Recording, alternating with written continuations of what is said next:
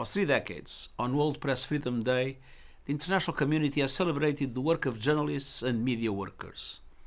This day highlights a basic truth. All our freedom depends on press freedom. Freedom of the press is the foundation of democracy and justice. It gives all of us the facts we need to shape opinions and speak truth to power. And as this year's theme reminds us, press freedom represents the very lifeblood of human rights. But in every corner of the world, freedom of the press is under attack. Truth is threatened by disinformation and hate speech seeking to blur the lines between fact and fiction, between science and conspiracy.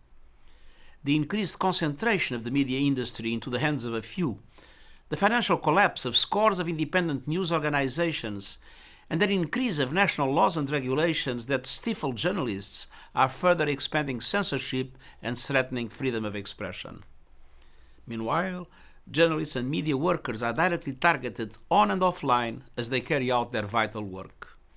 They are routinely harassed, intimidated, detained, and imprisoned. At least 67 media workers were killed in 2022. An unbelievable 50% increase over the previous year. Nearly 3/4 of women journalists have experienced violence online, and 1 in 4 have been threatened physically.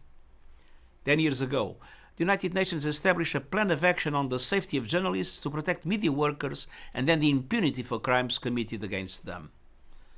On this and every World Press Freedom Day, the world must speak with one voice. Stop the threats and attacks. Stop detaining and imprisoning journalists for doing their jobs. Stop the lies and disinformation. Stop targeting truth and truth tellers.